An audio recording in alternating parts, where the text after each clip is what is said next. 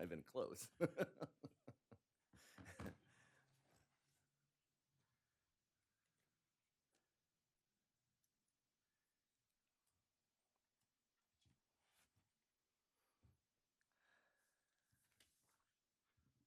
Recording in progress. Great. Good morning. I'd like to call this meeting, the regular meeting of the Desert Water Agency Board of Directors for July 16th, 2024. I'd like to call the meeting to order. Just a few housekeeping announcements. For those of you that are attending virtually, if you could mute your microphone unless you are going to be, or during the time you might be speaking during public comment. And for those of us in the room, you could also mute your electronic devices to avoid feedback and also to disrupting the meeting.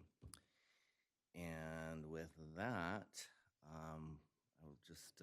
I will call on directors in the following roll call order: Director Gracia, Director Bloomer, Secretary Treasurer McKenna, Vice President Bowman, who is absent today, and President Ortega. And all votes will be conducted via roll call. And with that, we can move to the Pledge of Allegiance. And if Director Bloomer would lead us in that, please. I pledge allegiance to the flag of the United States of America and to the republic for which it stands, one nation, under God, indivisible, with liberty and justice for all. Thank you. So with that, we can move to the roll call. Ms. Baca, if you could conduct that, please. Director Gracia, Present. Director Bloomer, Present. Secretary Treasurer McKenna, Present. Vice President Bowman's absence is noted, and President Ortega. Present. Right. The next item on our agenda is public comments on items that are not on today's agenda. So this would be a time for members of the public to make comments to the board about matters that are within the jurisdiction of the agency. I ask that you keep your comments to no more than 3 minutes, and because, as provided in the Brown Act, the board is prohibited from acting on items that are not listed on today's agenda. Ms. Baca, have we received any public comments for today? No comments have been received. Okay. I'll see if there's anyone online or in the room that would like to speak at this point. Seeing none, we can move to item 5, which is public comment for items that are listed on the agenda. Again, we ask that you keep your comments to no more than 3 minutes.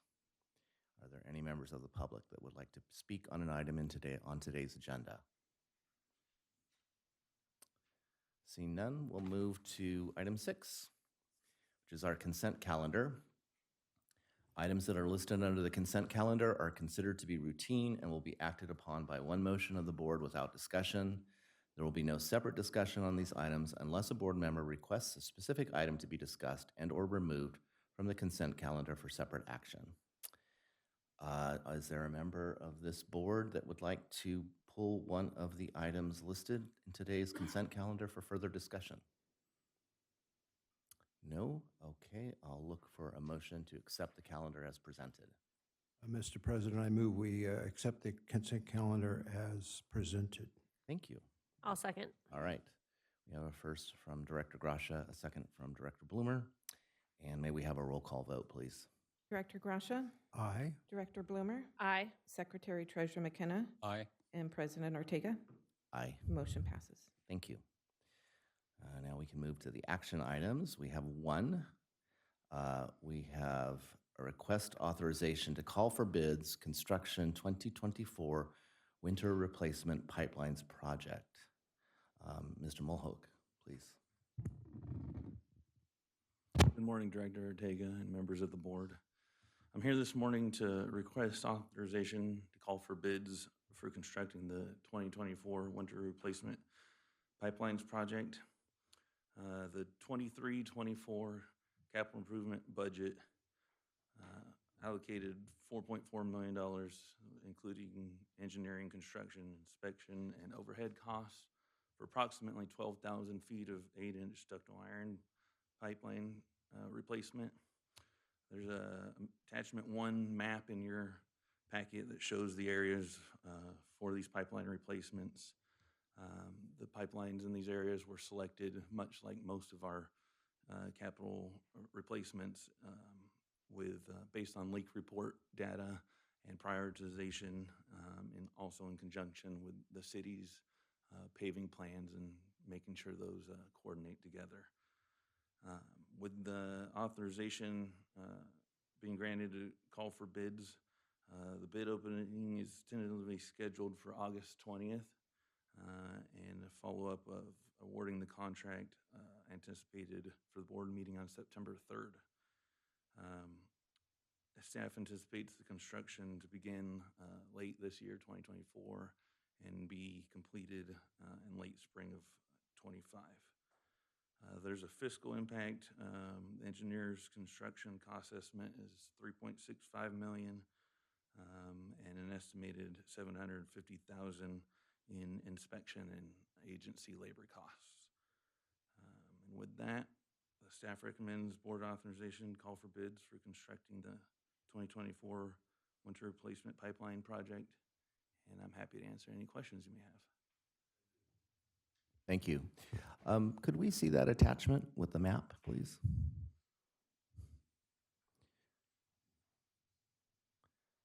And this first neighborhood, Area 1, what is that?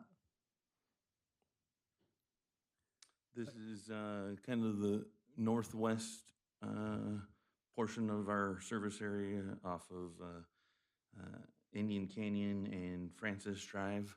Okay. Consists of quite a few roads in that area. Trying to kind of, again, lump neighborhoods together to minimize impact coming back and forth to different neighborhoods. So this would be Division 1, I believe? Yes. Yep. And can we see Area 2, please?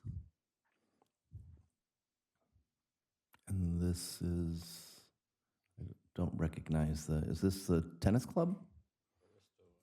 Yeah, looks Yeah. like tennis club. All right, that would be my division. And is there a third, or is it just those two areas? Just those two areas. Okay, great. Thank you. All right, Director Grasha, do you have any questions? I read through the packet, and I don't have any questions. All right. Thank you. Director Bloomer No questions. and Secretary Treasurer McKenna? Just happy to see this get moved along. I thought you might say that. And I have no further questions at this point. So I'll look for an action to accept staff's recommendation. I'll move that. All right, and I'll look for a second. I'll second. Thank you. So I have a first from Secretary Treasurer McKenna and a second from Director Bloomer. And may we have a roll call vote, please? Director Grasha, Aye. Director Bloomer, Aye. Secretary Treasurer McKenna, Aye. and President Ortega. Aye. Motion passes. Thank you. Thank you very much. Right, item 8, General Manager's Report. Mr. Johnson. Thank you, President Ortega, members of the board. The first item here is just some maintenance that we performed at the Operations Center and our warehouse. With the flat roofs, it's very important that we do routine inspections and maintenance of our roofs. And we had Stone Roofing Construction perform the latest work. It was a budgeted item. They did the work in 3.5 weeks, has a 10-year warranty, and it was within the budget for just over $118,000. There's some nice photos there.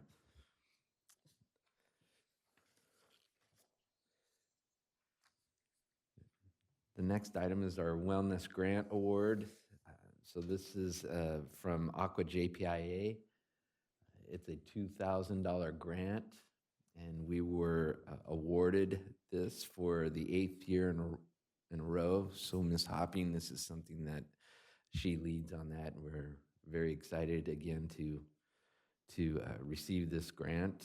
And I think we're working through some ideas on how we can utilize that money. And then we have our blood drive. Another blood drive is scheduled for August 14th from 9 to 2. So if anyone would like to make an appointment, there is a link here. again, this is something that we try to do, I think, every quarter, have a blood drive. And I know I'll be signed up. System leak data report. I'm happy to say that Caballeros is not on this list. So we do have a couple of streets that are Andreas and Luella. Those are part of the work that's being done now, so they will be removed. And we're just continually to try to have these streets pipes replaced, and we're getting close.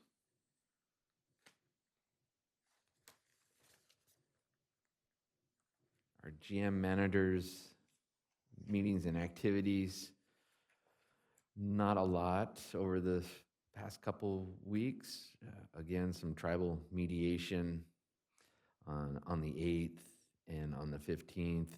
On the 11th, we had our executive committee meeting, and on the 15th, attended a Class 8 quarterly meeting, and we also had our coordination meeting with CBWD and MWD regarding water deliveries. So, and with that, I'll be happy to answer any questions the board may have.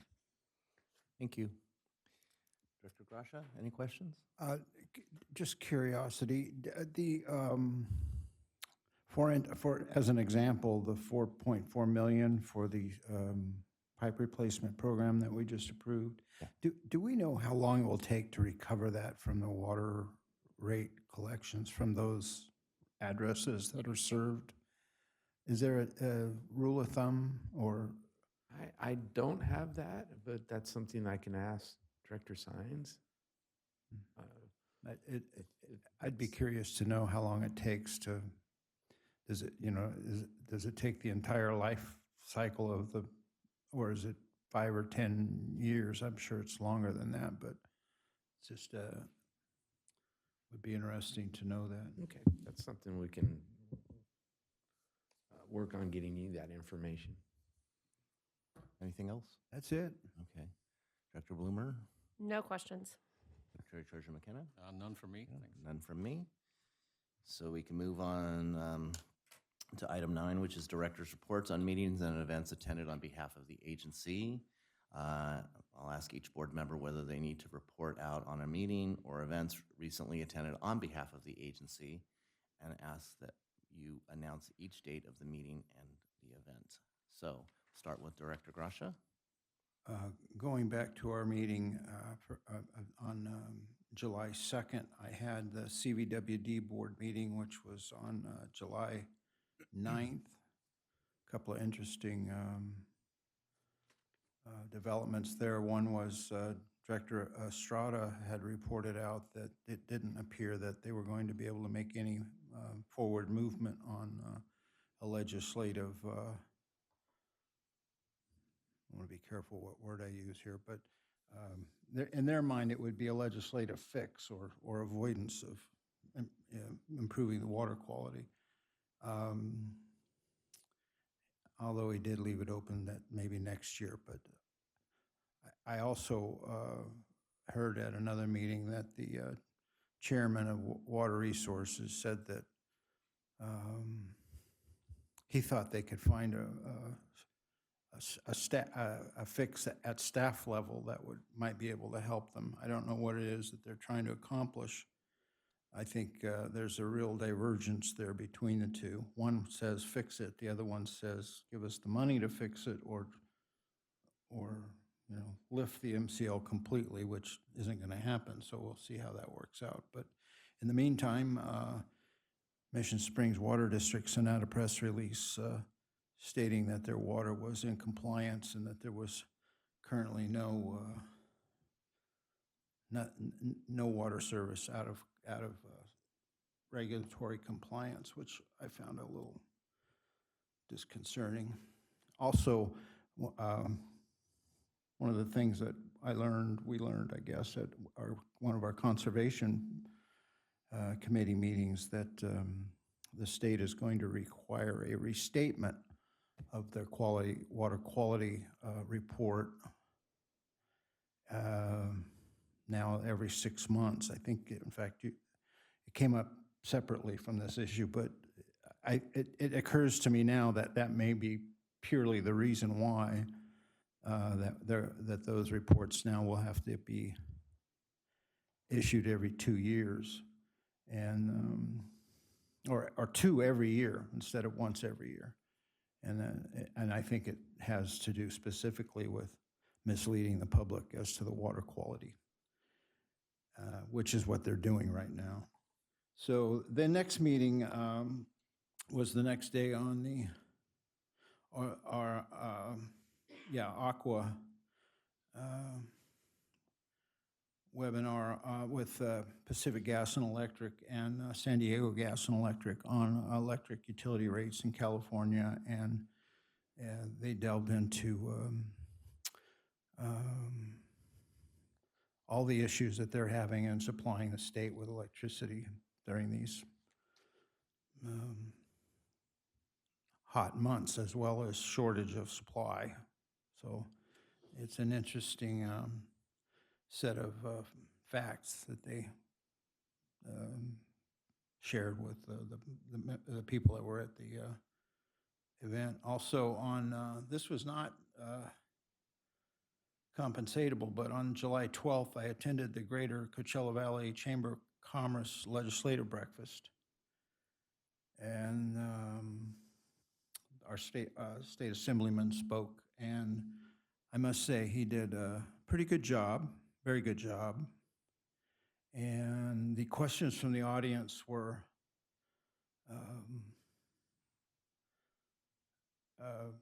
telling about the current state of affairs in the state of California. And I'll just leave it at that. But I must say, I think going forward, we'll have more dealings with that assemblyman. On the, and then after that meeting, there was a tour, a virtual tour of the groundwater replenishment system for Orange County on July 12th that I attended and was very insightful. Then yesterday, I attended the California Special Districts Association. This was another Aqua event that on workforce development, kind of in preparation for Region 9, what you guys are going to be putting on in August.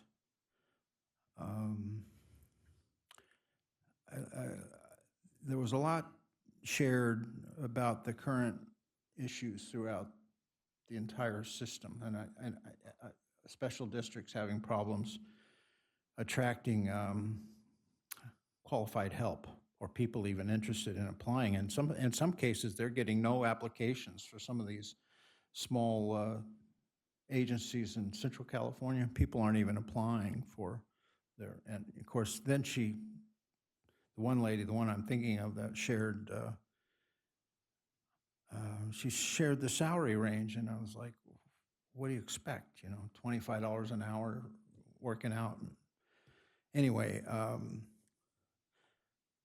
it was interesting, you know, to kind of firm my belief that we need to continue on the path that we're doing. What you guys have put together here, and you know, our job as a board, I think, is to support that in every way that we can, and hope that we never find ourselves in that kind of situation where they're splitting in two as agencies. They, you know, they can't provide the service because they don't have the people, and the people that, in that one case, it's purely the board refusing to raise rates enough to attract people willing to apply for the work. So anyway, I thought it was important for me. I don't know if, and then, where are we? Oh, that brings us to today. I did want to say, I sent out a email on this, but I believe it's tomorrow, is that right? There's a luncheon up in Desert Hot Springs for the Greater Coachella Valley Chamber of Commerce. They call it the Lunch Club. I don't know what that means, but Director McKenna and I are planning to attend, and if anybody else wants to go, it's just a opportunity to engage in Desert Hot Springs and see what's going on. And that's that. Okay, thank you. Director Bloomer. I attended one other meeting. It was a tribal mediation meeting on Monday, July 8th. And that was it. Thank you. Secretary Treasurer McKenna. Excuse me. Oh, excuse me. Same day as our last meeting, I attended Desert Hot Springs City Council and reported to them that we had reduced the property taxes, and we were also refilling or putting water into the Mission Creek sub-basin at the Worsley Road facilities. They were appreciative of both things. They thanked us for saving them money in response. And that was it for me on outside meetings. Thank you. And I have no outside meetings to report this past 2 weeks. So it looks like we can move to item 10, which would be director's comments and requests. Director Grasha. Just a comment on, it's election season, and anyone that's thinking of running or we don't know how things are going to shake out, but it's my recommendation, anybody that's in that cycle, look to starting to apply for your committee identification number so that 3 or 4 years from now, you don't end up like me facing huge fines for the state refusing to issue a number before the campaign and therefore not having the campaign ID number on your campaign literature until after the election, of course.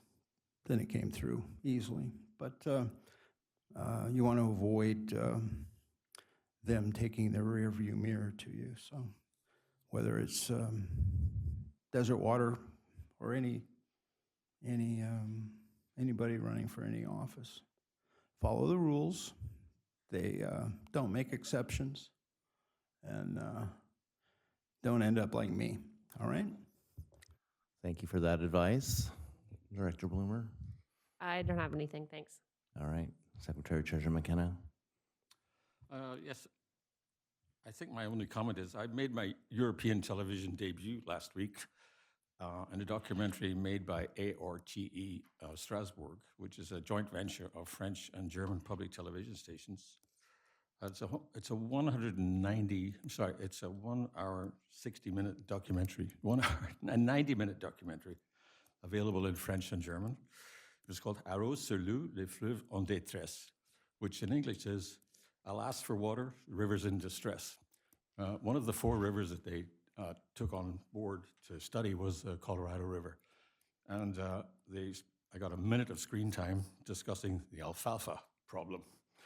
And just to put that in context, I have talked about it before, you might be bored hearing about it, but agriculture in California is a $55 billion a year industry in a $3.6 trillion a year economy, which is 1.5%. And of that, 55 billion, 1.2 billion is the value of the alfalfa crop. So it's 2% of 1.5%. To put that in context, we have a Colorado River allocation for the state of 4.4 million acre feet a year. And if you take Northern and Southern California together, the alfalfa crop consumes 3.4 million acre feet per year, enough water to supply 19 million people. So this growing of this alfalfa crop is a tiny percentage of our economic value, but a major proportion of our water usage. 70% of that alfalfa is exported. It's put on trucks, taken to Long Beach and Los Angeles, and shipped to Asia, Southeast Asia or Southwest Asia or China. The carbon footprint of that is horrendous. The air quality impact in the Imperial Valley is also horrendous. When the crew and I were down there, we saw 10 or 12 dust devils rising from various locations, all of them either cropping of alfalfa or turning it over to dry it out.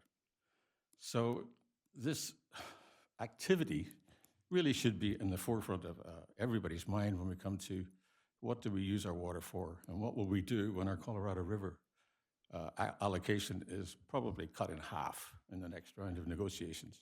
So that's my comment. And if you want to see that documentary, it's available online. It is only available in French and German, so you can cope, I think. But it's worth watching. Thanks. And how was your French and German? My French is decent. My German's non-existent. Thank you. I have no further comments, so with that, it looks like we can adjourn for the time being and go into closed session. I see that it's 8:25. If we could meet at 8:35 in the boardroom. Thank you to the members of the public for attending today. We will be back at the end of closed session to close the public portion of this meeting. Good morning. Have a good morning. Recording stopped. Recording in progress.